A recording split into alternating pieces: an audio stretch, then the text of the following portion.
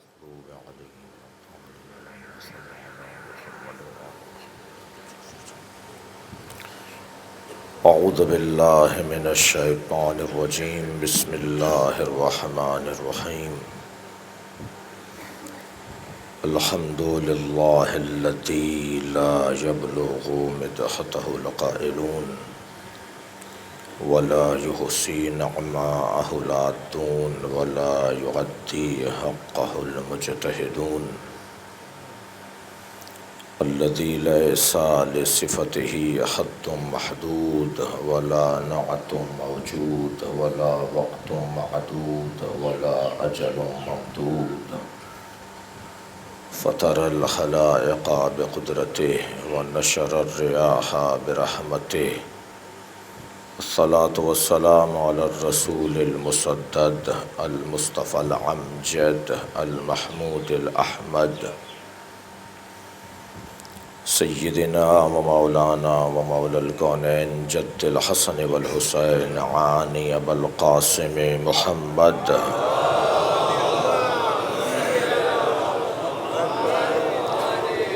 وآله الطيبين الطاهرين المعصومين الذين قال الله إنما يريد الله ليذهب عنكم الرجس أهل البيت ويطهركم تطهيرا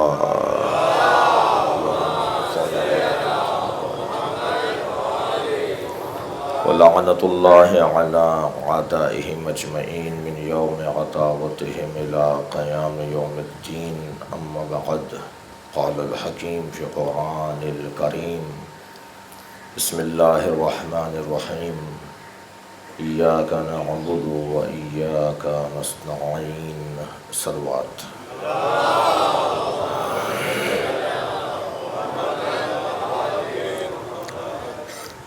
سورہ مبارکہ الحمد کی ایک منزل جو اس سورہ مبارکہ میں اہم ترین منزل ہے،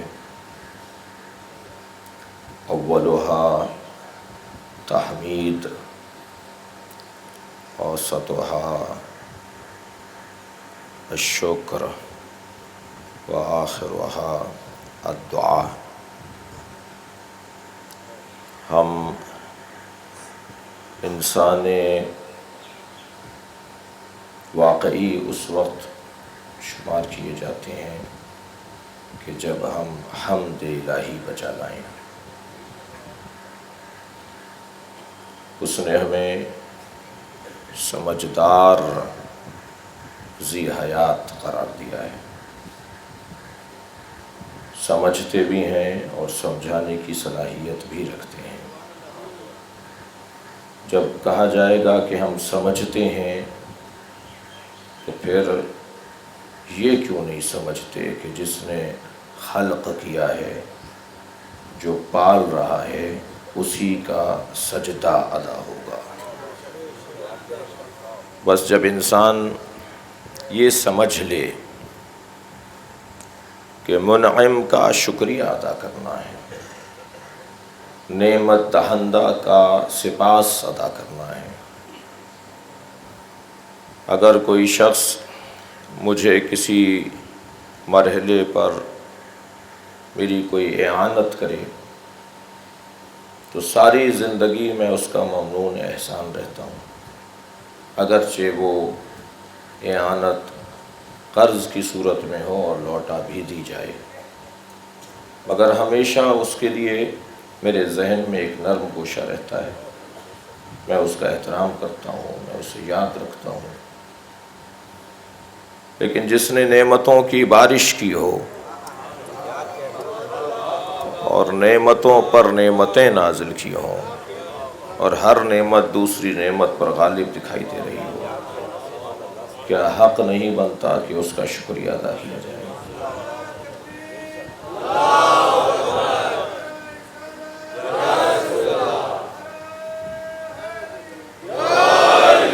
اور یہ منعم کے شکریہ کی تصویریں ہیں کہ کبھی آپ حج پر جاتے ہیں، کبھی آپ زکوٰۃ خمس دیتے ہیں، کبھی آپ روزہ رکھتے ہیں، کبھی آپ نماز پڑھتے ہیں، اور ان تمام شکریہ کے طریقوں پر غالب طریقہ یہ ہے کہ آپ مجلس میں آتے ہیں،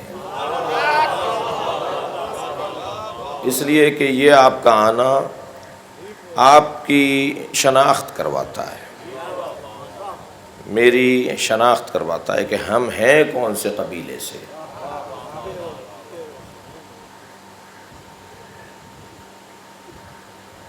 حضور ہم ایک ملک گئے، وہاں جب ایئرپورٹ سے باہر آئے تو کچھ لوگ ہمارے سامنے سے گزرے، غیر مسلم تھے، مسیحی تھے، تو دیکھتے ہوئے گئے، پھر پلٹ کر واپس آئے، مجھ سے کہنے لگے کہ آپ نے یہ کیا پہنا ہوا ہے؟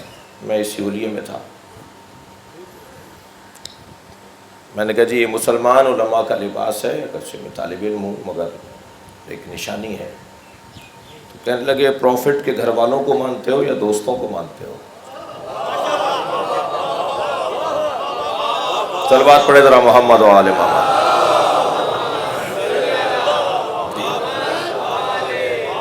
یہ غیر مسلموں میں یہ بھی ایک گفتگو ہے۔ اتنی بری تصویر پیش کی ہے بعض مسلمانوں نے کہ ان کی وجہ سے سارا عالم اسلام، اس وقت کا سارا عالم اسلام ایک خاص امتحان میں مبتلا ہے۔ یہ اسلام نہیں جو آپ پیش کر رہے ہیں۔ میں ایک مجلس میں کہہ چکا ہوں، اسلام کی تاریخ اور ہے، مسلمان کی تاریخ اور۔ مسلمان کی تاریخ ممکن ہے تیر و تبر کی، نیزہ برچی بھالے کی تاریخ ہو، ممکن ہے تخت و تاج کی تاریخ ہو، ممکن ہے زور بازو کی تاریخ ہو، ممکن ہے دھونس اور روب کی تاریخ ہو، مگر اسلام کی تاریخ تو اہل بیت کی تاریخ ہے۔ اسلام کی تاریخ تو وہ ہے کہ جو سیرت ہے، کردار ہے، اقدار ہے، تہذیب ہے، انسانیت سے قریب کرنے کا پیغام ہے، اللہ سے آشنا کرنے کا طریقہ ہے۔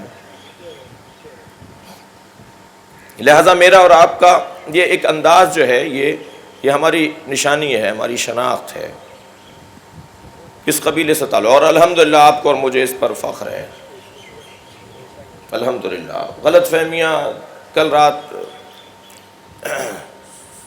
سمندر کے کنارے جو مجلس پڑھ رہے تھے اس میں ہم نے عرض کیا تھا کہ ظلم کے 5 سبب ہیں، جہاں بھی معاشرے میں ظلم ہوتا ہے اس کے 5 سبب ہیں، ان 5 میں سے کوئی ایک سبب ضرور ہے جس کی وجہ سے معاشرے میں ظلم ہو رہا ہے، زیادتی ہو رہی ہے۔ ان میں سب سے پہلا سبب جہل، جہالت۔ جب تک معاشرے سے جہالت ختم نہیں ہوگی، جب تک معاشرے سے جہل ختم نہیں ہوگا، جب تک معاشرے میں آپ شعور کو، تعلیم کو، معلومات کو اپنے متعلق، اپنے جاننے ملنے والوں، اپنے ہم عصر لوگوں تک منتقل نہیں کریں گے، اس وقت تک ظلم کا سلسلہ جاری رہے گا۔ معلومات کی فراہمی ایک سبب مجلس اعضاء کا یہ بھی ہے، اس منبر کا ایک مقصد اور ہدف یہ بھی ہے، معلومات کی فراہمی۔ آپ جو اب تک سوچ رہے تھے ایسا نہیں ہے، قریب آ کے دیکھیے، ہم تو یہ سمجھتے تھے مگر جا کے دیکھا تو کچھ اور تھا۔ اسی لیے بارہا میں ایک چھوٹا سا طالب علم عرض کرتا ہوں کہ ہم امام بارگاہ علیحدہ بناتے ہیں، مسجد علیحدہ بناتے ہیں، اس کے اندر فلسفہ ہی یہ ہے۔ مسجد میں ہندو نہیں آ سکتا، عیسائی نہیں آ سکتا، یہودی نہیں آ سکتا، شرط و شرائط ہیں جو ہر دین اور ہر مذہب کے اس کے اصولوں میں سے ہر جگہ ہیں، لیکن یہ امام بارگاہ ہے، حسین کا خیمہ ہے، ہر آنے والے حر کے لیے کھلا رہنا چاہیے، کسی کے لیے دروازہ بند نہیں ہے۔ میرے برابر میں بیٹھنے والے سے مجھے حق نہیں پہنچتا کہ میں پوچھوں تمہارا مذہب کو کیا ہے، تمہارا دین کیا ہے، تم کون سا کلمہ پڑھتے ہو۔ یہ حسین سے آشنا ہو جائے گا تو خود بخود اللہ تک پہنچ جائے گا۔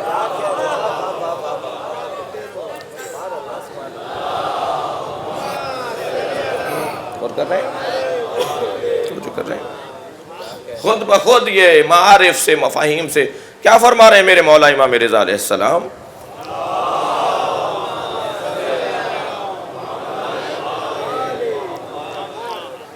فرما رہے ہیں کہ اللہ اس پر کرم کرتا ہے جو ہمارے امر کو زندہ کرتے ہیں۔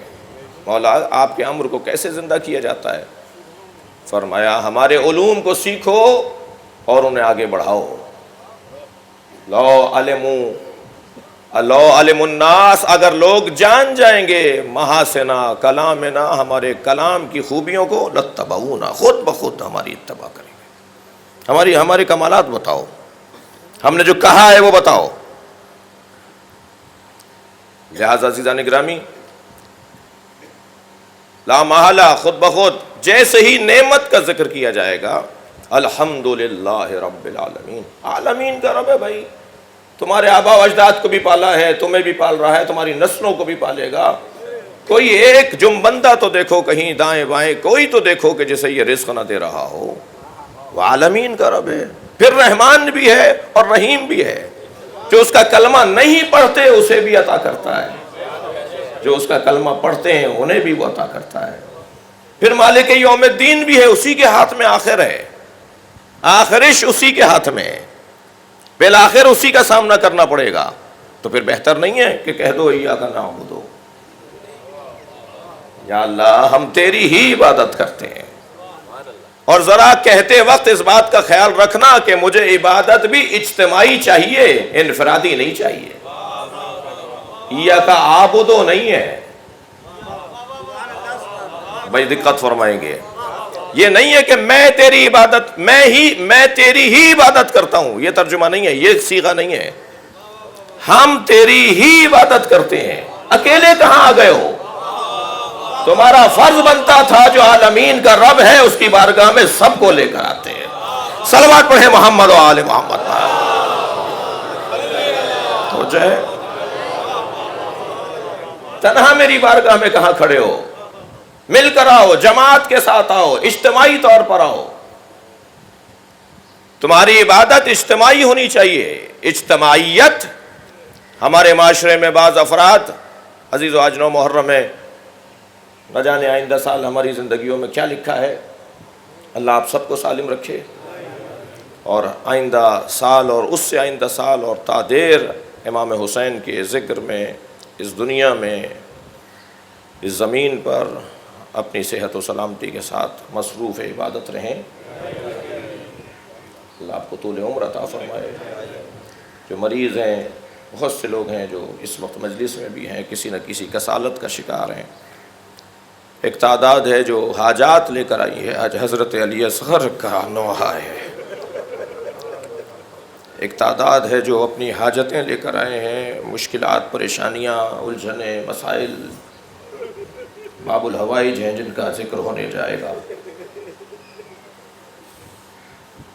لہذا اللہ آپ سب کی حاجتوں کو، جناب زہرا کو واسطہ دیں اس بچے کا.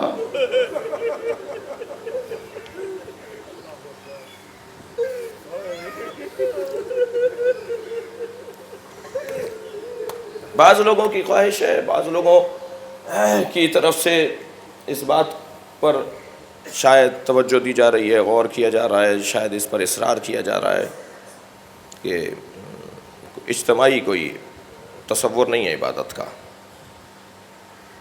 جی بدعت ہے یہ دعا، اجتماعی طور پہ یہ دعائے تفضل جو آپ پڑھتے ہیں، یہ دعائے کمیل جو پڑھتے ہیں، بعض لوگوں کا خیال ہے یہ بدعت ہے. بعض لوگ اس کو پسند نہیں کر رہے کہ صاحب انفرادی اللہ سے بات کرو، بس تنہائی میں بات کرو. یہ دعائے عرفہ تم مل کر کیوں پڑھتے ہو؟ حسین ابن علی نے تو سب کو جمع کر کے دعا نہیں سنائی تھی.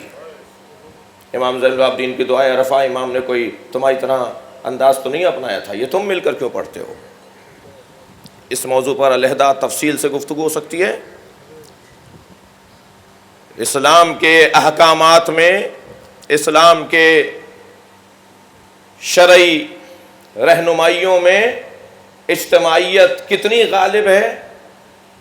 زیادہ محنت کی ضرورت نہیں ہوگی اس پر غور کرنے کے لیے. ذرا تمام احکامات اول سے آخر تک احکامات کی طرف توجہ کریں گے تو شاید کوئی حکم ایسا نہیں ہے جس میں اجتماعیت نہ ہو. حج، زکوٰۃ کس کو دینی ہے؟ اجتماع نہیں ہے تو کیا ہے؟ کسی اور کے کام آنے کے لیے ہے یا نہیں؟ خمس کا کیا پہلو ہے؟ معاشرے میں کوئی خالی ہاتھ، کوئی فقیر، کوئی مسکین دکھائی نہ دے. جہاد کا کیا پہلو ہے؟ جہاد کا کیا مطلب ہے؟ امر بالمعروف کسے کہتے ہیں؟ اجتماعیت نہیں ہے تو دوسرے کی اصلاح کرو، دوسرے کو برائی سے بچاؤ، دوسرے کو اچھائی کی طرف راغب کرو. معروف سے آشنا ہو کر معروف کا امر کرو، منکر سے آشنا ہو کر منکر سے روکو. یہ اجتماعیت نہیں ہے تو کیا ہے؟ تولا و تبرہ کیا ہے؟ یہ کیوں کہا جا رہا ہے قولوا لا الہ الا اللہ؟ کہہ دو لا الہ الا اللہ. کہہ کیوں دو؟ اظہار کیوں کرو؟ کیا ارشاد ہو رہا ہے؟ وَلَنَبْلُوَنَّكُمْ بِشَيْءٍ مِّنَ الْخَوْفِ وَالْجُوعِ وَنَقْصٍ مِّنَ الْأَمْوَالِ وَالْأَنفُسِ وَالثَّمَرَاتِ بَشِّرِ الصَّابِرِينَ. اے میرے حبیب، جو یہ ان آزمائشوں سے گزرتے ہیں بشارت دے دیجئے صابروں کو. کون؟ وَبَشِّرِ الصَّابِرِينَ اِذَا أَصَابَتْهُمْ مُصِیبَةٌ قَالُوا. جب ان پر مصیبت آتی ہے تو بولتے ہیں. بولنے کا کیا مطلب ہے؟ کر کے دکھائیں صبر.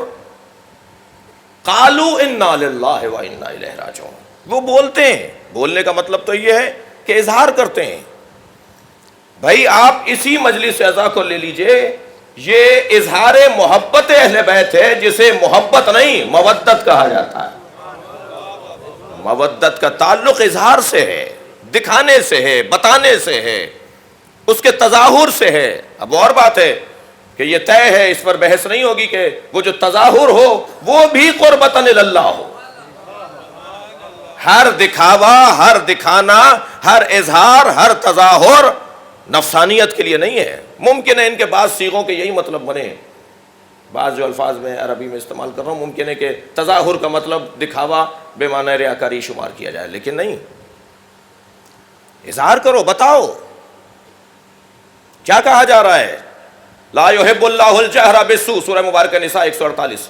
لا يحب اللہ الجہر بالسوء من القول الا من ظلم.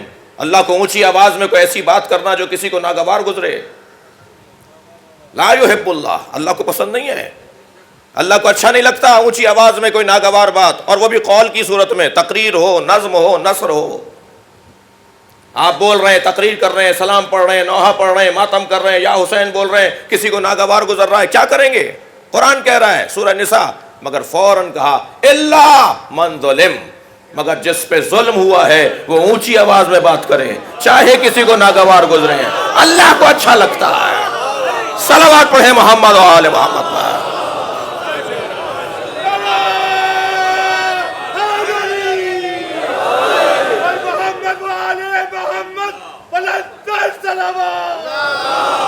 اللہم صلی علی محمد. ناگوار کس کو گزر رہا ہے بھائی؟ ناگوار کس کو گزر رہا ہے؟ کچھ دیر فرض کیجئے یہ مجلسیں نہ ہو.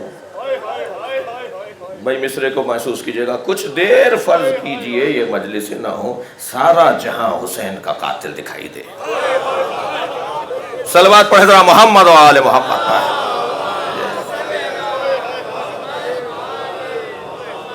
کوئی تو پڑھ کر کہے کہ ظلم ہوا ہے، خود مارا تھا، خود رو رہے ہیں.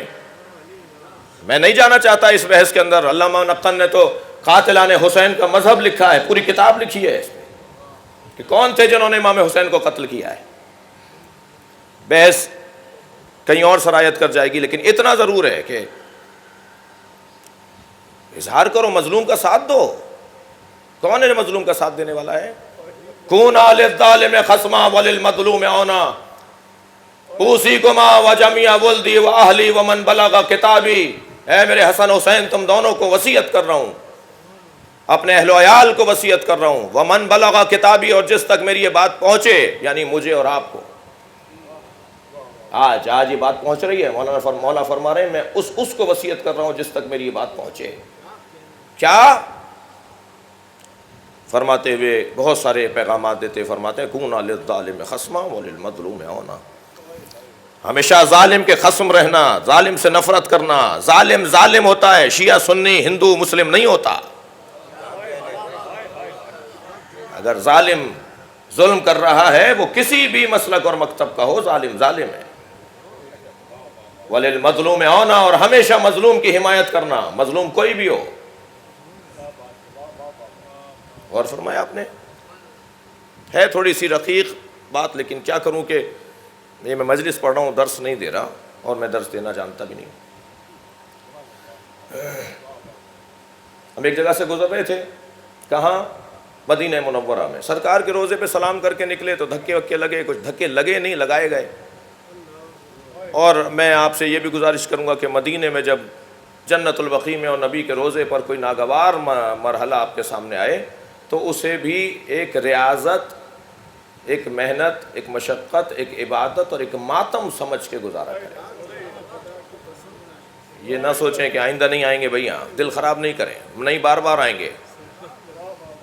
ہم اسے اپنی عبادت سمجھتے ہیں. تم ہمیں اگر کوئی تکلیف پہنچاؤ گے تو کوئی بات نہیں، ہم اسے اپنے لیے ایک ریاضت سمجھیں گے. کہنے لگے کیا کر رہے ہو یہاں، سلام پڑھ رہے ہو؟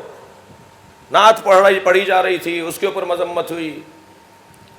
معاذ اللہ مر گئے، پہنچتی نہیں ہے، ضرورت ہی نہیں ہے سلام اور درود پڑھنے کی. ان کا ایک نے تو بہت ناگوار بات کی، کہا لے جاؤ پاکستان، لے یہاں سے اٹھا کے. تم پاکستانیوں کو زیادہ پیار ہے، یہاں ہے نہیں پہنچتی، بس یہاں کھڑے ہو عبرت کے طور پر قبروں کو دیکھ کر چلے جاؤ. بہرحال کیا کریں، جو لوگ منطق کی بات اور استدلالی اور استنباطی گفتگو کو زیادہ نہیں محسوس کرتے، پھر ان سے سادہ زبان میں بھی بات کرنا آنا چاہیے. تو میں نے ان سے کہا حضور آپ کے دادا زندہ ہیں؟ کہنے لگے نہیں، انتقال ہو گیا. میں نے کہا ان پہ اللہ کی لعنت ہو. ناگوار گزرا انہیں. کہنے لگے آپ کو شرم نہیں آ رہی، میرے مرے ہوئے دادا پہ لعنت بھیج رہے ہیں؟ میں نے کہا صلوات تو پہنچتی نہیں ہے. جب مر گئے تو مر گئے نا. صلوات پڑھے ذرا محمد و آل محمد.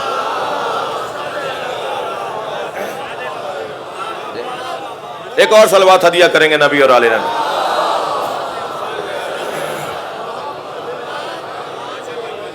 مجھے معاف کیجئے گا کچھ دیر کے لیے آپ کے میں نے بعض عزیزان گرامی، اجتماعیت، ایاک نعبد، ہم تیری ہی عبادت کرتے ہیں. اچھا کیوں کہا جاتا ہے نماز اول وقت پڑھو؟ اس لیے کہ صاحب العصر اول وقت نماز پڑھتے ہیں. ظاہر ہے حجت خدا ہے، نظام ان کے ہاتھ میں ہے، اور جب صاحب العصر کے لیے اللہ کی قبولیت کے دروازے کھلیں گے تو مجھ جیسوں کی نماز بھی لگ کر چلی جائے گی. دیر کر دوں گا تو کہیں دروازہ بند نہ ہو جائے. صلوات پڑھیں محمد و آل محمد.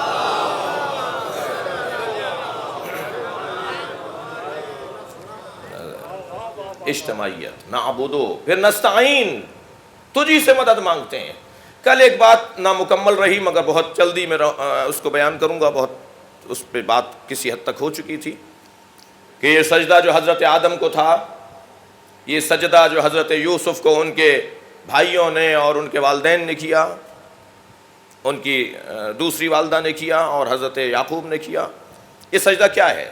یہ سجدہ تعبدی ہے، یہ سجدہ شکر ہے، یہ سجدہ تعظیمی ہے. میں نے کل عرض کیا تھا، آپ رائے میں خود رائے نہیں دے پایا، کون کس نے رائے دی ہے ابھی بھائی تھوڑا سا صبر کر لیجئے. صلوات پڑھیں ذرا محمد و آل محمد. اس پہ بحث ہوئی ہے، محنت ہوئی ہے، ایسے نہیں کہ جو میرے ذہن میں آئے گا میں کہہ دوں گا. اس پہ محنت ہوئی ہے. ہم پابند ہیں شریعت کے، ہم پابند ہیں قرآن کے، ہم پابند ہیں حدیث کے. میں ایک مجلس میں عرض کر چکا ہوں کہ یہ جملہ بہت اچھا جملہ نہیں ہے، میرا عقیدہ یہ ہے، ادھر سے آواز آتی ہے میرا نظریہ یہ ہے، ادھر سے آواز آتی ہے میرا عقیدہ یہ ہے. ہمارا کوئی عقیدہ نہیں ہے، ہمارا ہر عقیدہ وہی ہے جو قرآن کی آیت ہے، جو نبی کی حدیث ہے. اپنا اپنا عقیدہ بنائیں گے تو معاملات یہی ہوں گے جو ہونے جا رہے ہیں. صلوات پڑھیں ذرا محمد و آل محمد. قرآن سے دلیل ہونی چاہیے ہمارے پاس، حدیث سے ہمارے پاس سند ہونی چاہیے. نہیں معلوم تو کسی سے پوچھنا ہوگا. اور کیا ضرورت آ رہی ہے کسی سے پوچھنے کی؟ بھائی تقلید کیوں کر رہے ہیں بھائی؟ آپ خود مجتہد کیوں نہیں ہو جاتے؟ بہت اچھی بات تھوڑی ہے کہ کسی اور سے آپ رائے لے رہے ہیں، کسی اور سے مشورہ کر رہے ہیں. غور کیجئے گا جو میں کہنے جا رہا ہوں. تقلید تو دوسرا آپشن ہے بھائی. جب میں جانتا نہیں ہوں تو مجھے اور کیا رستہ ہے؟ اچھا جاننا بھی نہیں چاہتا، جاننے کی زحمت بھی نہیں اٹھانا چاہتا، کسی کو مانوں گا بھی نہیں. صلوات پڑھیں ذرا محمد و آل محمد.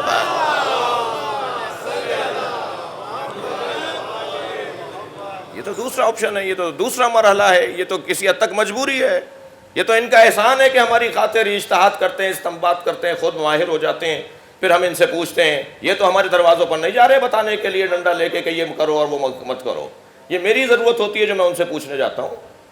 دنیا میں مجھے تو کوئی شیعہ نہیں ملا جو تقلید نہ کرتا ہو، آپ کو کوئی ملے تو مجھے لا کے دکھائیے گا۔ 9 محرم کی مجلس میں علی متقی جعفری مرحوم کے گھر کے ممبر پر کہہ رہا ہوں، کوئی دنیا میں مجھے شیعہ نہیں ملا جو تقلید نہ کرتا ہو، آپ کو ملے تو مجھے ملوائیے گا۔ دسیوں لوگ جو تقلید کے مخالف تھے ہمارے ساتھ حج کے سفروں میں بھی رہے، زیارات کے سفروں میں بھی رہے۔ ایک صاحب میرے ساتھ تھے، احرام صحیح باندھ رہے تھے، طواف صحیح کر رہے تھے، تلبیہ صحیح پڑھ رہے تھے، نیتیں بالکل ٹھیک کر رہے تھے۔ میں نے کہا جی آپ تو سارے رستے کہتے آئے میں تقلید نہیں کرتا ہوں، تو یہ آپ باتیں کہاں سے کر رہے ہیں؟ کہنے لگے ہمارے پاس تحفۃ العوام ہے۔ بھائی تحفۃ العوام 5 مجتہدین کے فتوے ہیں، صلوات پڑھیں محمد و آل محمد پر۔ نہیں آپ سب صلوات نہیں پڑھ رہے مجھ سمیت، اللہم صلی علی محمد و آل محمد، اس سے بہتر صلوات۔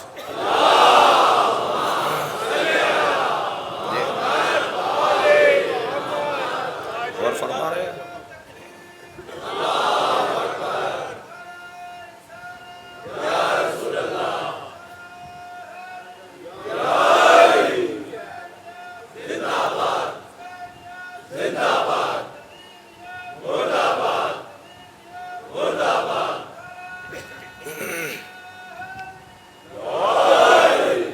اجتماعیت، اجتماعیت، ایاک نعبد، اور اس کی مدد کے بغیر اس کی مدد کے بغیر اس کی عبادت ممکن نہیں ہے۔ استعانت، وہ سجدہ تعظیمی ہے، وہ سجدہ شکر ہے۔ میں نتیجہ پہلے دے دیتا ہوں، کوشش کرتا ہوں استدلال کر سکوں، اور اگر نہیں کر سکوں تو میری کم مائیگی اور وقت کی تنگی کو آپ عذر مان لیجئے گا۔ حضرت آدم کو جو سجدہ تھا وہ سجدہ تعظیمی تھا، یہ جو بزرگوں کی بحث و مباحثے کے بعد کا جملہ ہے وہ کہہ رہا ہوں۔ اور حضرت یوسف کو جو سجدہ تھا وہ سجدہ شکر تھا، جو ان کے بھائیوں نے اور ان کے والدین نے کیا۔ اور اللہ کو جو سجدہ ہوتا ہے وہ سجدہ تعبدی ہے۔ سوال یہ ہے کہ یہ کعبے کو کیا سجدہ ہے؟ تو یہ کعبے کو سجدہ نہیں ہے بلکہ یہ اللہ کو سجدہ ہے۔ ان الآدم کان قبلۃ، آدم اللہ کے سجدے کے لیے اس وقت قبلہ بنے تھے، اس لیے کہ یہ جو خانہ کعبہ 4 گوشہ مربع شکل عبارت ہے، یہ اس کو سجدہ نہیں ہے، ان اینٹوں کو سجدہ نہیں ہے۔ اسی لیے شاید دیکھیے بار بار قدم قدم پر طرح طرح کے انداز شریعت نے ہمیں دیے ہیں کہ جس سے ہمیں یہ احساس دلایا جائے کہ یہ تمہاری منزل نہیں ہے۔ کبھی کہا کہ یہ قلب مومن جو ہے 70 کعبوں اور قبلوں سے زیادہ، کعبۃ اللہ سے زیادہ محترم ہے۔ ہم حج کرنے کے لیے گئے، جب ہمارا واجب احرام بندھنے لگا اور ہم نے حج تمتع کا احرام باندھنا چاہا تو ہمیں کعبے سے نیت کر کے کہاں جانا ہے؟ عرفات میں جانا ہے۔ کعبے کو چھوڑ کے جانا پڑتا ہے تاکہ تمہیں اندازہ ہو کہ کعبہ منزل نہیں ہے، سنگ میل ہے۔ توجہ ہے، یہ سنگ پرستش نہیں ہے، یہ سنگ میل ہے۔ اس کے ذریعے سے تم کہیں جاؤ گے، کہیں ایسا نہ ہو اسی میں گم رہ جاؤ۔ حضرت آدم، حضرت یوسف، مگر حضرت آدم کی فضیلت تھی تبھی تو تعظیم ہوئی ہے، یعنی فرشتوں کی نسبت وہ زیادہ معظم تھے، تب فرشتوں کو کہا کہ سجدہ کرو، وہ معظم تھے، تعظیم تھی ان کی۔ اور دلیل یہ ہے کہ جب الا ابلیس، جب شیطان نے سجدہ نہیں کیا تو اسے پوچھا اللہ نے کہ ما منعک ان تسجد لما خلقت بیدی، کس نے روکا ہے تجھے اسے سجدہ کرنے سے؟ کیوں نہیں کیا تو نے سجدہ؟ اسے میں نے اپنے دونوں ہاتھوں سے بنایا ہے۔ دونوں ہاتھوں سے بنایا ہے یا اللہ، مکمل توانائی سے بنایا ہے، مکمل قدرت سے بنایا ہے، میں نے اسے دونوں ہاتھوں سے بنایا ہے۔ بہار کی حسین روایت ذرا آپ کی سماعتوں کو منور کروں اور آپ کو اپنے ساتھ شریک عبادت کروں۔ جب پروردگار عالم نے مٹی اور پانی سے حضرت آدم کے اس وجود کو بنا لیا تو اس کو پختہ کرنے کے لیے، اسے آخری مرحلے میں منتقل کرنے کے لیے اللہ نے آگ روشن کروائی، اور جب آگ روشن ہو گئی تو الٹے ہاتھ طرف والے، بائیں ہاتھ کی طرف والے، انہیں کہا گیا کہ تم جا کر اس آگ میں اسے پختہ کرو۔ وہ لوگ آگے نہیں بڑھے، پھر دوبارہ کہا گیا، وہ آگے نہیں بڑھے، پھر سیدھی طرف والوں کو کہا گیا کہ تم جا کر اس پتلے کو اور اس وجود کو آگ میں پختہ کرو تاکہ اب اس کے اندر روح ڈالی جائے۔ تو وہ جو سیدھے ہاتھ والے لوگ تھے جی، وہ لوگ آگے بڑھے، اور جیسے ہی آگ کے قریب گئے آگ بجھ گئی اور آدم میں حرکت آ گئی۔ یہ حدیث کن کا ذکر کر رہی ہے؟ چلو حدیث میں تو بہت سے ممکن ہے کہ جی حدیث صحیح ہے نہیں ہے، کون سی سند ہے، کتنے راوی ہیں، راوی خبر واحد ہے، خبر متواتر ہے، اس بحث میں ہم مبتلا ہو جائیں گے۔ لیکن قرآن کیا کہہ رہا ہے؟ استکبرتا ام کنتا من العالین، تو نے جو سجدہ نہیں کیا آدم کو، کیا متکبر ہو گیا تھا یا عالین میں سے ہو گیا تھا؟ بھئی تلاش کریں نا، وہ کون ہے جو عالین تھے جنہیں سجدہ نہیں کرنا تھا؟ نام بتائیے، یہ نام ہم سے مانی ہے۔ میں جملہ تکرار کر رہا ہوں نقن صاحب کا۔ نقن صاحب فرماتے ہیں علی کی جمع ہے عالین، عالین علی کی جمع ہے۔ یہ ہستیاں جب وہاں ہوتے ہیں سب علی ہوتے ہیں، جب یہاں آتے ہیں سب محمد ہوتے ہیں۔ صلوات پڑھے محمد و آل محمد پر۔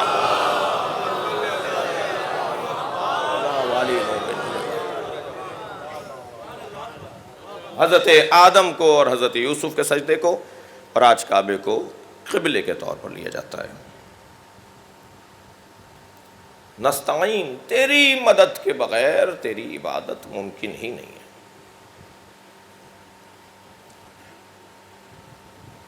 مجھے ابھی پانی کی ضرورت ہوئی تو میں نے اپنے ساتھی سے کہا مجھے ذرا پانی پلا دو۔ اللہ سے کیوں نہیں کہا میں نے؟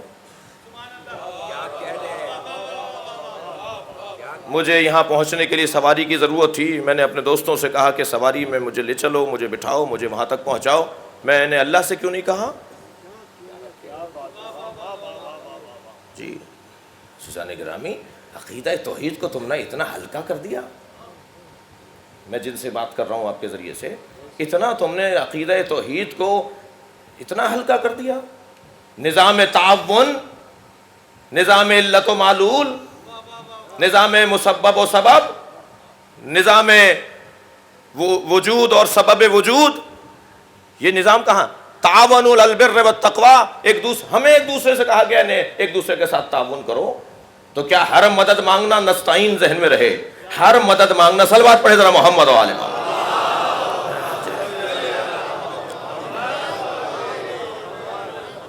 ہر مدد مانگنا شرک ہے، کفر ہے اور اس آیہ کریمہ کے خلاف ہے۔ پورا قرآن ہم پڑھیں گے تو ہمارا نظریہ بنے گا۔ آدھی آیت پڑھ کر قرآن، آدھی آیت پڑھ کر نظریہ نہیں بنتا۔ لا تقربوا الصلاۃ وانتم السکارى، نماز کے قریب نہ جاؤ، آدھی آیت پڑھ کے رک جائیے۔ قرآن ہی کہہ رہا ہے نماز مت پڑھو۔ نہیں، اگر اس قرآن کے اندر یہ ہے اللہ اکبر ایاک نستعین، تو اسی قرآن میں ہمیں حضرت عیسیٰ کا وہ کلمہ بھی نظر آتا ہے، من انصاری اللہ، کون ہے جو اللہ کی خاطر میری مدد کرے؟ یا عیسیٰ ابن مریم، آپ خود اللہ سے کیوں نہیں مدد مانگ لیتے؟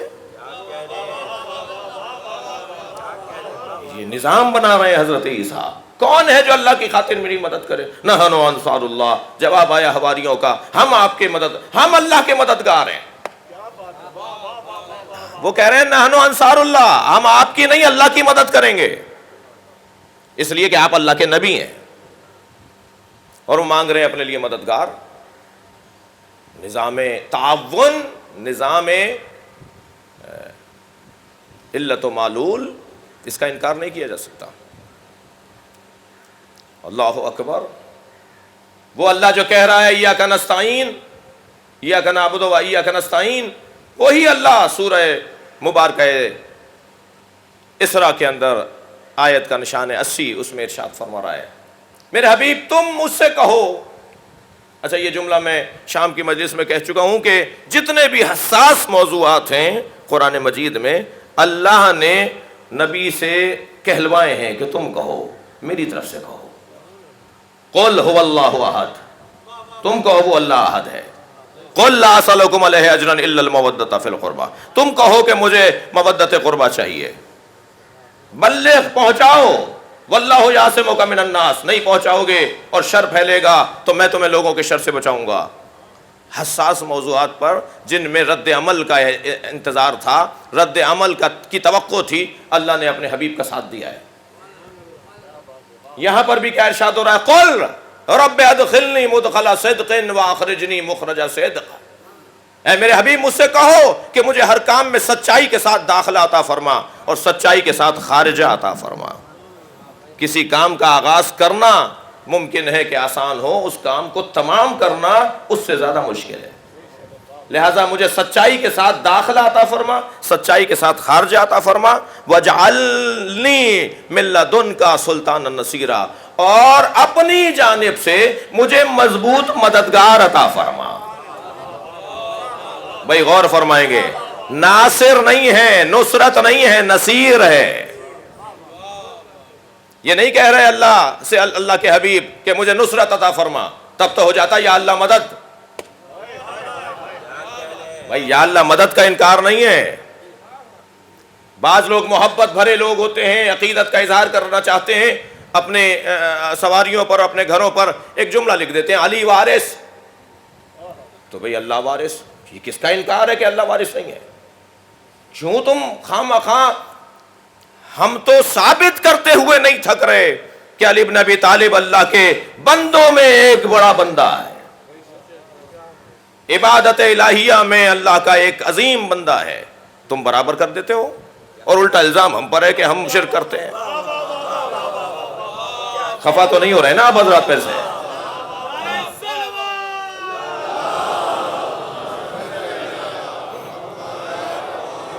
صاحب قرآن پڑھ لیجئے، سورہ مبارکہ انبیاء آیت نمبر 105 ارشاد ہو رہا ہے وَلَقَدْ كَتَبْنَا فِي الزُّبُورِ مِن بَعْدِ الذِّكْرِ أَنَّ الْأَرْضَ يَرِثُهَا عِبَادِيَ الصَّالِحُونَ. ہم نے زبور میں، تورات میں، قرآن میں لکھ دیا ہے کہ اس زمین کے وارث ہمارے نیک اور صالح بندے ہیں. تو ہاں تمہیں ایک علی وارث سمجھ میں نہیں آ رہا، ہم تو 14 کو وارث مانتے ہیں. صلوات پڑھیں محمد و آل محمد پر. قرآن کہہ رہا ہے.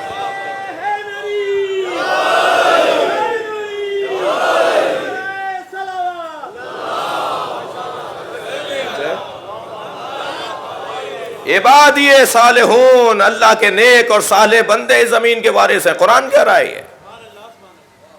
قل رب ادخلنی مدخل صدق واخرجنی مخرج صدق. اے میرے اللہ مجھے ہر کام میں سچائی کے ساتھ داخلہ، سچائی کے ساتھ خارجہ عطا فرما اور اپنی جانب سے ایک مضبوط مددگار عطا فرما. کون ہے یہ مضبوط مددگار؟ اللہ سے مانگ رہے ہیں، اللہ تو نہیں ہے.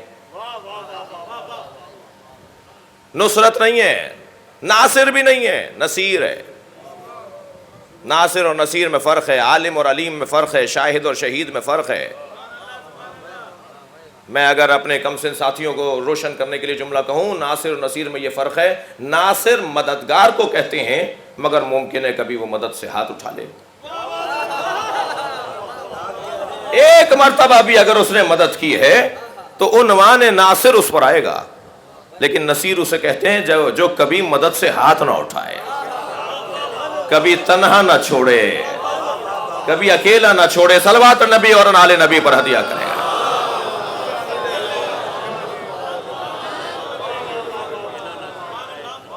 بھائی میرے محترم سننے والوں کے لیے ایک جملہ اور. ہم جو یہ علی مدد کہتے ہیں، یا رسول اللہ مدد کہتے ہیں، ہم رسول سے مدد مانگتے ہیں، ہم علی سے مدد مانگتے ہیں. ایاک نستعین ذہن میں رہے، ایاک نعبد و ایاک نستعین ذہن میں رہے.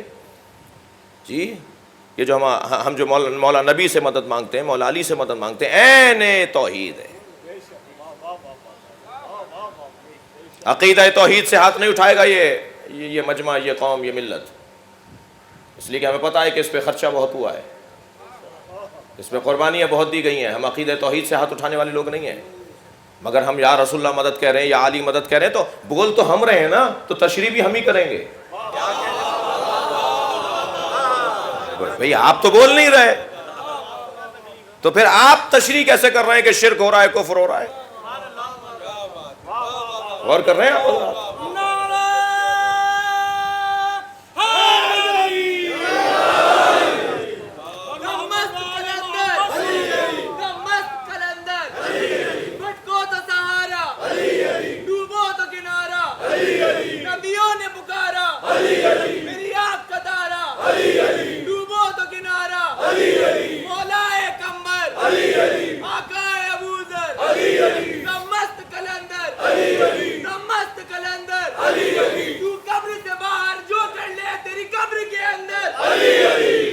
توجہ ہے؟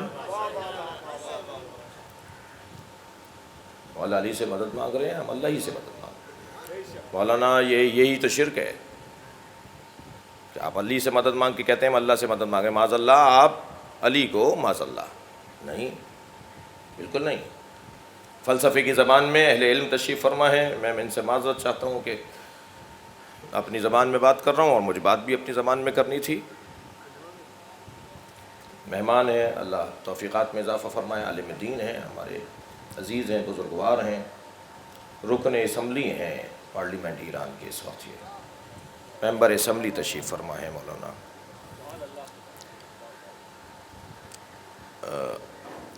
ہم حضور جب یا اللہ مدد کہتے ہیں، یا رسول اللہ مدد کہتے ہیں، یا علی مدد کہتے ہیں، تو یہ ہم علی کو، مولا رسول کو اللہ کے عرض میں نہیں رکھتے. فلسفے میں ایک اصطلاح ہے عرض کی، ایک اصطلاح ہے طول کی. جی ہاں، یہ لفظ یہاں استعمال ہوتا ہے، طول و عرض. جی جی، ایک اصطلاح ہے عرض. عرض برابر برابر کو کہتے ہیں، طول اوپر نیچے کو کہتے ہیں. ہم جب اللہ سے مدد مانگتے ہیں، مولا علی سے مدد مانگتے ہیں، تو عرض میں رکھ کے، برابر نہیں ہے، برابر نہیں ہے. ہمیں معلوم ہے برابر نہیں ہے، ہمیں پتہ ہے کہ برابر نہیں ہے. ہم بولتے ہوئے جانتے ہیں کہ ہم کیا بول رہے ہیں. ہم ان کو عرض میں نہیں رکھتے، طول میں رکھتے ہیں. میں جناب عابد صاحب کی خدمت میں گیا، میں نے کہا حضور مجھے ضرورت ہے، کچھ رقم دے دیجئے، مثال کے علاوہ کچھ اور نہیں ہے. فرمان لگے اللہ سے مانگیے. اب 3 مثالیں، 3 تصویریں مدد مانگنے کی. فرمان لگے اللہ سے مانگیے. میں نے کہا جی میں اللہ سے نہیں مانگوں گا، معاذ اللہ، نہیں دے رہا، معاذ اللہ، مجھے نہیں مانگنا اس سے، معاذ اللہ، آپ سے مانگنا ہے. یہ انداز دعا ہے مگر کافرانہ ہے. اللہ کے وجود کا انکار کر کے کسی سے بھی مانگنا کفر ہے. واضح اور روشن عقیدہ ہے تشیع کا. صلوات پڑھے محمد و آل محمد.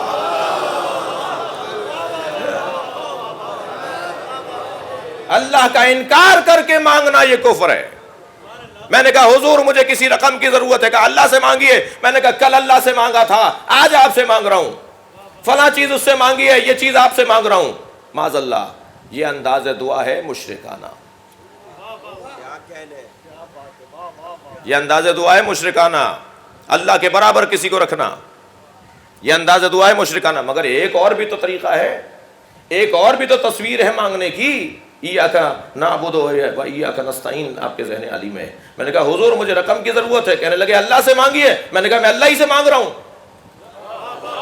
کہا آپ تو ہم سے مانگ رہے ہیں. ہم نے کہا آپ کو دیا کس نے؟ مجھے علی سے مانگتے وقت یقین ہوتا ہے اللہ نے علی کو عطا کیا. صلوات پڑھے محمد و آل محمد.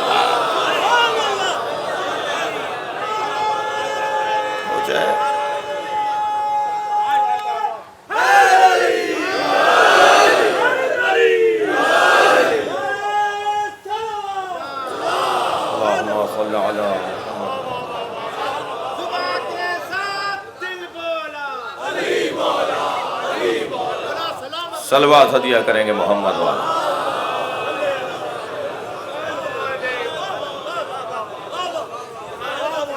یہ غیر خدا سے مدد نہیں ہے، ہر کام کا دار و مدار نیت پر ہے۔ الاعمال بالنیات یہی کیا حدیث ہے۔ مجھ سے پوچھا جائے گا میری نیت کیا ہے، عمل انجام دینے والا بتائے گا کہ اس کی نیت کیا ہے۔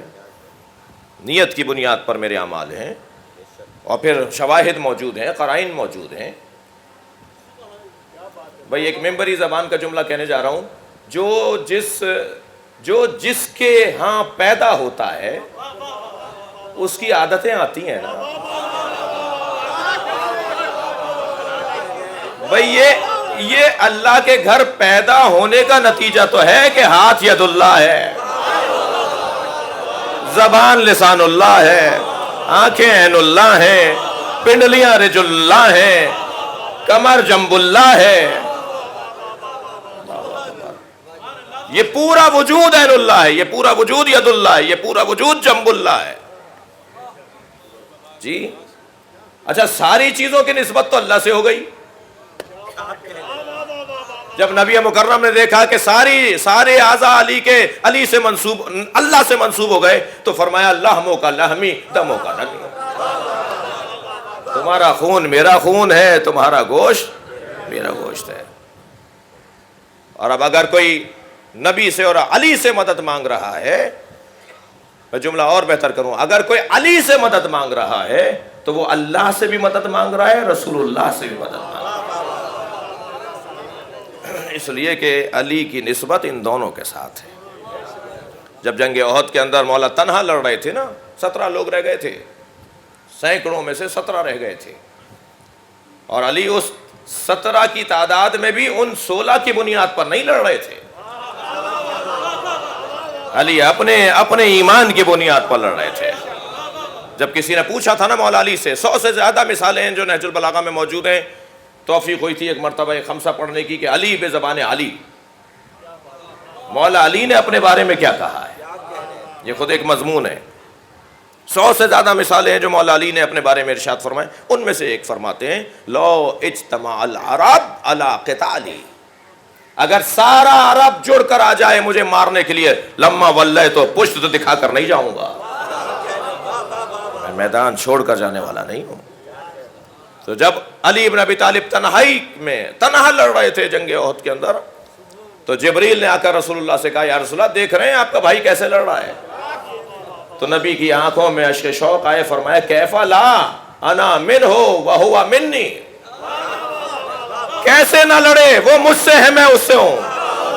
اب اس منیت کی کیفیت کو جبریل زیادہ بہتر جانتے تھے، تو بے ساختہ فرمایا انا منکما، میں آپ دونوں میں سے ہوں۔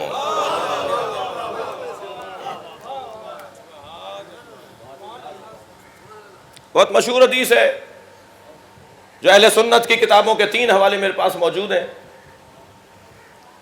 کہ حضرت خلیفہ دوم سے ان کے دور میں آ کر ایک حاجی نے کہا علی نے مجھے تماچا مارا ہے۔ اب میں اس روایت کی متن کے اوپر بحث نہیں کروں گا، کیونکہ میں نے پہلے کہہ دیا کہ میرے بھائیوں نے اسے لکھا ہے جی۔ علی نے مجھے تماچا مارا، پوچھا علی آپ نے اسے مارا ہے؟ حضرت فرمایا ہاں، یہ ایک نامحرم کو گھور کے دیکھ رہا تھا، اسے ٹوکا روکا سمجھایا، یہ نہیں مانا، میں نے اسے تماچا مارا ہے۔ تو خلیفہ دوم نے، تاریخ اسلام کی دوسری شخصیت نے، ایک مرتبہ آگے بڑھ کر کہا کہ عین اللہ نے دیکھا ہے، ید اللہ نے مارا ہے، لہذا یہ میرے بھائیوں کی حقیقت۔ عزیزان گرامی، ایاک نعبد و ایاک نستعین، اس کا مفہوم بہت واضح اور روشن ہے، اللہ ہی سے مدد مانگنی ہے۔ جب ہم اہل بیت سے مدد مانگتے ہیں تو اللہ ہی سے مدد مانگی۔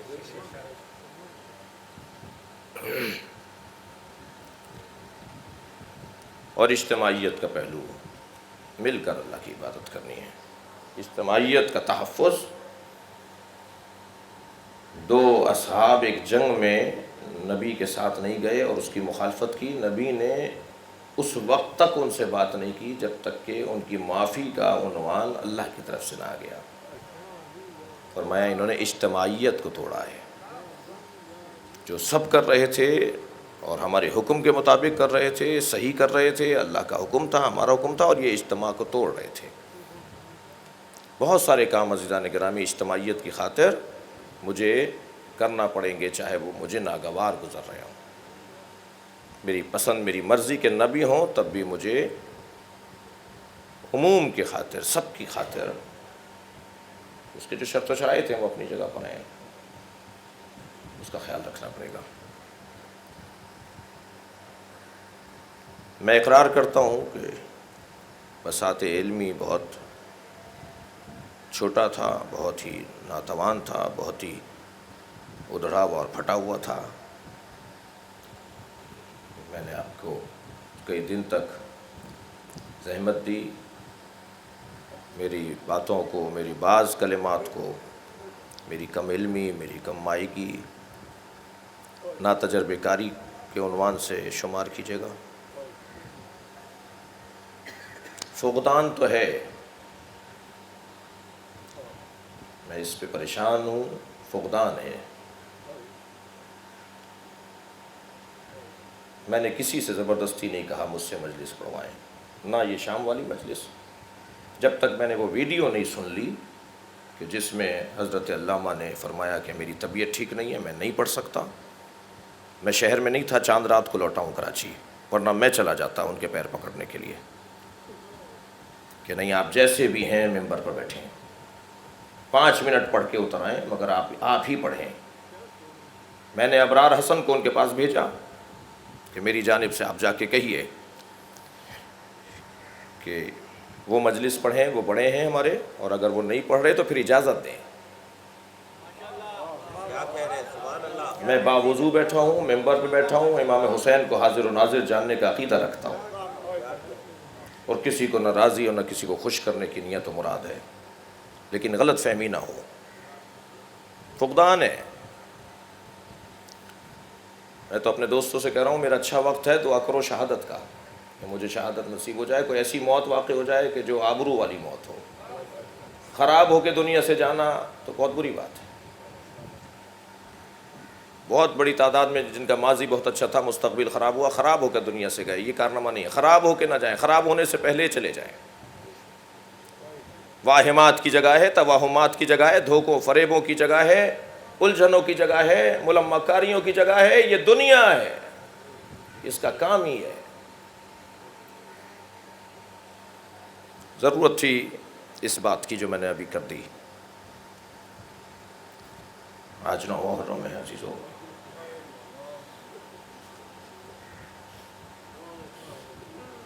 مجلس میں ایک بڑی تعداد میری بہنوں کی، میری بزرگ خواتین، بچیاں، کم سن بیٹیاں، بہت سو کی گودیوں میں شاید چھوٹے بچے بھی ہوں، اور بہت سی شاید آرزو رکھتی ہوں کہ انہیں اللہ اولاد عطا فرمائے۔ سلام اس ماں کو بھی کریں جس نے اپنے بچے کو اجلا سا کرتا پہنا کر، بال جھنڈولوں میں کنگھی کر کر، آنکھوں میں سرما دے کر امام حسین کی گود میں دے دیا، جسے ہمارے بزرگ شاعر کہتے ہیں کہ بنا کر شکل مجاہد کے لیے چلے شبیر، الٹ دیا علی اصغر کی آستینوں کو۔ اجرکم اللہ، اجرکم اللہ۔ حق ہے کہ ہم ایسے ہی بلند آواز میں گریا کریں۔ جب جناب رباب نے اپنے اس بچے کو اجلا سا کرتا پہنا کر آمادہ کیا ہوگا جہاد کے لیے، عجب نہیں، زبان حال عجب نہیں، فرمایا ہو اے علی اصغر، اگر تمہاری دادی نے پوچھ لیا کہ تمہاری ماں نے منہ کیوں نہیں دھلایا تو کہہ دینا میری ماں کے پاس پینے کو پانی نہیں تھا، پلانے کو پانی نہیں تھا۔ اجرکم اللہ، اجرکم اللہ۔ خدا کسی غم میں نہ رلائے سوائے غم اہل بیت میں، ہمیں رونے اور رلانے والوں میں قرار دے۔ میرے ایک دوست بنارس، ہندوستان بنارس کے رہنے والے قم میں میرے ساتھ تھے، وہ فرمانے لگے کہ ان کے گھر سے روز عاشوراء تعزیے کا جلوس ان کے امام بارگاہ سے نکلتا ہے اور کربلا میں جا کے ختم ہوتا ہے۔ جلوس نکلا تھا کہ ہم چند دوستوں نے اس رستے پر خود کو ہم لے کر گئے کہ دیکھیں کہ راستہ ہموار ہے، انتظامات مکمل ہیں۔ تو کیا دیکھا ہے، سامنے ایک چارراہا جو آ رہا تھا، سامنے ایک چوک تھا، اس پہ کیا دیکھا کہ سینکڑوں کی تعداد میں ہندو عورتیں ہیں جو دودھ پیتے ہوئے بچوں کو گودیوں میں لیے کھڑی ہیں۔ کہنے لگے پہلی نگاہ میں تو ہمیں کوئی اندازہ اور احساس نہیں ہوا، لیکن جب ہم ان کے قریب سے گزرنے لگے تو ایک عورت نے آواز دے کر کہا بھائی مسلمان لگتے ہو؟ تو میں نے کہا ہم مسلمان ہیں۔ کہنے لگی بتاؤ بابا حسین کا جلوس کب آئے گا؟ تو میں نے ان سے کہا تمہیں بابا حسین کے جلوس کا انتظار کیوں ہے؟ کہنے لگی تمہیں نہیں پتا آج رباب کا بچہ بھوکا مارا گیا، آج حسین کا بچہ بھوکا مارا گیا۔ ہم اپنے بچوں کو اس وقت تک دودھ نہیں پلاتے جب تک تعزیہ دفنا نہ دیا جائے۔ کیا گزری ہوگی جناب رباب کے جگر پر۔ امام حسین فرماتے ہیں مجھے وہ گھر اچھے لگتے ہیں جہاں رباب اور سکینہ نامی عورتیں ہوتی ہیں۔ بڑی وفادار خاتون ہیں، امام حسین سے وفاداری کا حق ادا کر دیا۔ وہ کیسا منظر ہوگا اس ماں کے لیے۔ میں نے بزرگ علماء کے بیان کو سنا اور مقتل کو پڑھا کہ شب عاشور جب امام خیموں کے درمیان سے گزر رہے تھے تو ہر خیمے سے ایک بیوی اپنے بچے سے بات کر رہی تھی اور اسے آمادہ کر رہی تھی کہ کل تمہیں کیسے قربانی دینی ہے۔ تو ایک بیوی تھی جو جھولا جھلاتے ہوئے کہہ رہی تھی علی اصغر تم تو گھٹنیوں بھی نہیں چل پاتے ہیں، تم کل کیسے جہاد کرو گے؟ اس وقت امام حسین نے فرمایا تھا رباب تیرے بچے کی قربانی تو ساری قربانیوں پر غالب ہوئی ہے۔ اور کیسے غالب ہوئی ہے؟ کیا ہوا ہوگا جناب رباب کے لیے اس وقت، کیسے دیکھا ہوگا وہ منظر کہ جب سروں کو گنا جانے لگا۔ 9 محرم میں عزادارو اپنی آوازوں کو آزاد رکھیں گے، پرسہ جواب اور میں دیتے ہیں۔ جناب زہرا ہم سے راضی ہوتی ہیں۔ ایک ایک سر گنا گیا، کہنے لگے ایک بچہ تھا جو حسین آخر میں لائے تھے، اس کا سر نظر نہیں آ رہا۔ تو ایک ظالم نے بتایا کہ حسین نے خیمے کے پشت پر وہ جنازہ دفنایا تھا۔ عزادارو سنیں گے کیا منظر ہے۔ کچھ ظالم ہے جو نیزہ لے کر زمین کربلا میں چلا، زمین کربلا میں نیزہ ڈالا جاتا ہے، چبھویا جاتا ہے۔ ماں یہ منظر دیکھ رہی ہے کہ ایک مرتبہ علی اصغر کا جنازہ باہر آیا، یہ بچہ 2 مرتبہ مارا گیا ہے۔ اجر و کمال اللہ، اجر و کمال اللہ، یہ بچہ 2 مرتبہ مارا گیا ہے۔ ایک مرتبہ تیر لگا، ایک مرتبہ گردن کاٹی گئی۔ اللہ اکبر، اللہ اکبر۔ خدا کسی غم میں نہ رلائے۔ جب آئی ہیں امام حسین کے لاشے پر، ابھی آپ زیارت کریں گے حضرت علی اصغر کے جھولے کی، اور آپ زیارت کریں گے امام حسین کے تابوت کی۔ حق بنتا ہے کہ امام حسین کے تابوت کی شبی اٹھائی جائے، اس لیے کہ کربلا میں یہ جنازہ اٹھا نہیں تھا۔ امام سجاد نے بنی اسد کے لوگوں کو مدد کے لیے بلایا تھا اور امام حسین کی قبر بنائی تھی۔ عزادارو بڑا سخت مرحلہ ہے، جب امام حسین کی قبر بنا دی تھی نا، جملے سن لیجئے، گریے کا دن ہے، تو امام نے انگشت شہادت سے لکھ دیا تھا ھذا قبر الحسین، یہ حسین کی قبر ہے، الذی قتلوا عطشانا، جسے پیاسا مارا ہے۔ میرے مولا سجاد نے نہیں لکھا الذی قتلوا مظلوما، الذی قتلوا غریبا، حسین کی قبر پہ لکھا الذی قتلوا عطشانا، جسے پیاسا مارا گیا۔ امام نے فرمایا تھا جا کر ہمارے شیعوں کو بتانا وہ مجھ پر بڑا سخت مرحلہ تھا جب میں دشمن سے پانی مانگ رہا تھا۔ علی اصغر کے لیے پانی مانگ رہے تھے، 2 گھونٹ پانی اسے پلا دو، اجر و کمال اللہ۔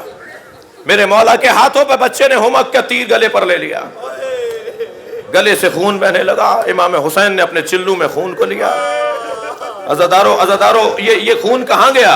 امام نے چہرے پر مل لیا اور فرمایا قیامت میں اللہ کے بارگاہ میں ایسے ہی حاضر ہوں گا۔ اللہ اکبر، اللہ اکبر۔ میرے مولا نے ابا کا دامن ڈالا ہوا ہے اپنے بچے کے لاشے پر. 2 لاشیں ایسے ہیں جس پر حسین بہت روئے ہیں. ایک علی اصغر کا لاشا اور ایک عباس کا لاشا. حضرت علی اصغر کا لاشا ابا کے دامن سے ڈھانپا ہوا ہے. خیمے کے قریب گئے. کون سا خیمہ ہے؟ اس بچے کی ماں کا خیمہ ہے. خیمے کے قریب گئے, قریب جا کر الٹے پیر واپس ہوئے. پھر آگے گئے ہیں, پھر واپس آئے. اسی اسنا میں درے خیمہ سے پردہ ہٹا. امام نے دیکھا سکینہ کھڑی ہے. بی بی نے دیکھا بھیا کے بدن میں تحرک نہیں ہے. بابا پانی پلانے لے کر گئے تھے تو وہیں سے آواز دے کر کہنے لگی, بابا میں بھی پیاسی ہوں, مجھے بھی پانی پلا لائیے.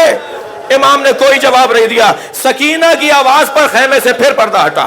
اب امام نے جناب رباب کو کھڑے ہوئے دیکھا. رباب آگے بڑھ رہی ہیں, حسین پیچھے ہٹ رہے ہیں اور ایک جملہ کہتے جا رہے ہیں, رباب بتاؤ میں کون ہوں. عجیب سوال ہے جو حسین اپنی زوجہ سے کر رہے ہیں, رباب بتاؤ میں کون ہوں. جناب رباب نے کہا آپ میرے امام ہیں, آپ میرے مولا ہیں, آپ میرے والی ہیں. جب حسین نے یہ جملے سن لیے ابا کا دامن ہٹا دیا. خون میں لت پت بچہ ایک ماں نے دیکھا, ننے ننے لبوں پہ لب رکھ دیے. یا بنیا ماتم حسین یا حسین یا حسین.